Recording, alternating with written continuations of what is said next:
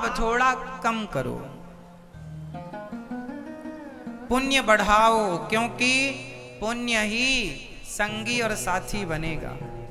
यमराज ने देखा कि वहां पर आपके पाप ज्यादा हैं, तो पापों का दंड देने के लिए आपको 84 लाख योनियों में भेजा जाता है, नरकों में भेजा जाता है। कुत्ता कौन बनता है? ईश्वर का एक नरक ही तो कुत्ता है। नाली का कीड़ा कौन बनता है?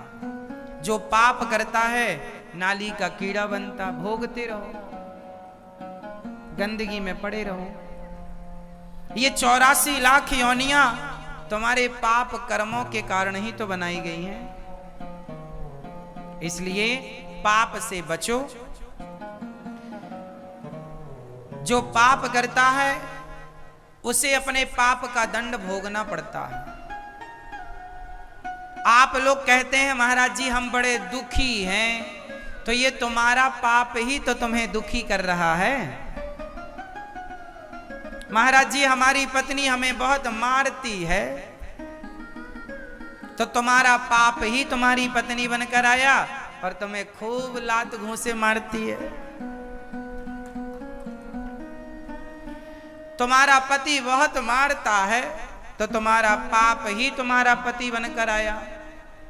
तुम्हारा बेटा बहुत मारता है, तो तुम्हारा बेटा ही तुम्हारा पाप बनकर आया। तुम्हारा पति बहुत अच्छा है, तो तुम्हारा पुण्य ही तुम्हारा अच्छा पति बनकर आया।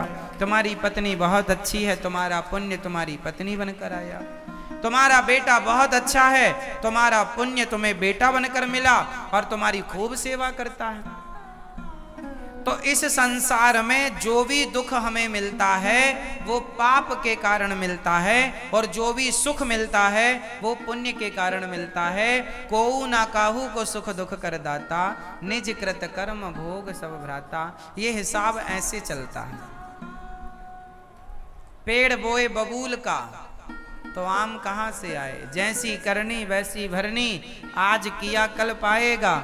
चढ़ता सूरज धीरे धीरे ढलता है, ढल जाएगा। ये संसार कर्म भूमि है। इसलिए मेरी माँ, जो करोगे अच्छा या बुरा वो आपके संग चलेगा।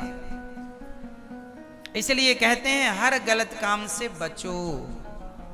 कोई देखे ना देखे, लाख आंख से देख रहा है तुझे देखने वाला। सच की खेती कर ले चतुर नर, समय गुजरता जाता।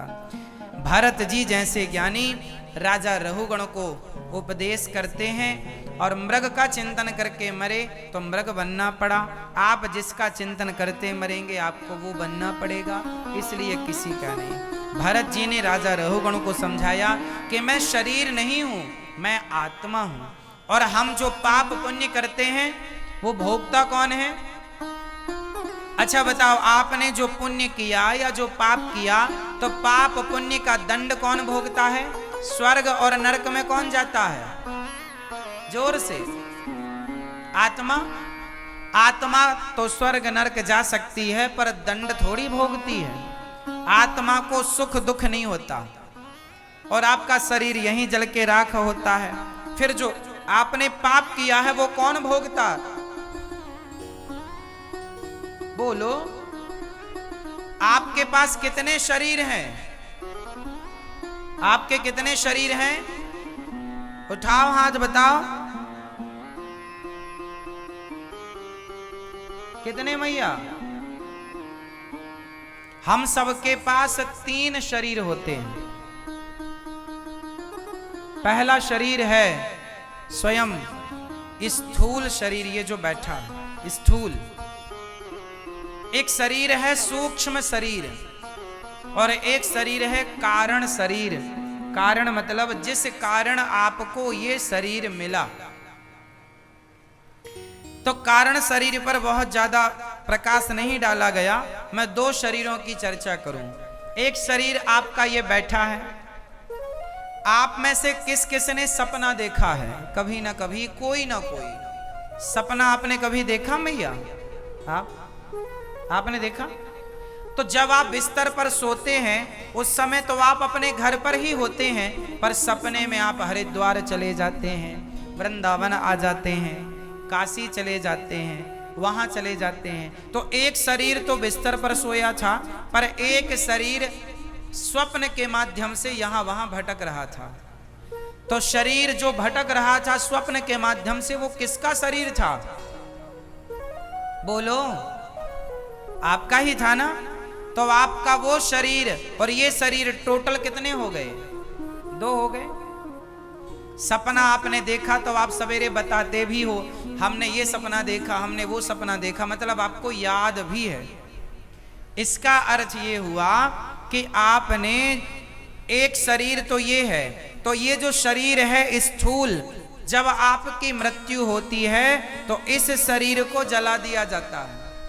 लेकिन जिस शरीर से आपने सपना देखा था, जिसे सूक्ष्म शरीर कहते हैं, आपकी आत्मा निकलकर उस सूक्ष्म शरीर में प्रवेश कर जाती है और यमदूत उस सूक्ष्म शरीर को पकड़ कर ले जाते हैं और वही सूक्ष्म शरीर आपके पाप और पुण्य का भोक्ता बनता है। वही भोगता है सुख और दुख, वही जाएगा नरक और स्वर्ग। फिर वही सूक्ष्म शरीर जब आपको कुत्ते की योनि मिलेगी तो आपके कुत्ते की योनि में वही सूक्ष्म शरीर प्रवेश करा दिया जाएगा। मतलब सूक्ष्म शरीर नहीं बदलता। जैसे आपने मोबाइल तो बदल लिए पर सिम नहीं बदली, नंबर नहीं बदला। मोबाइल बहुत सारे आपने बदल लिए पर नंबर आपका वही चल रहा है। उसी प्रकार शरीर रूपी मोबाइल बदल गए पर सूक्ष्म शरीर और आत्मा नहीं बदली, वही है सब।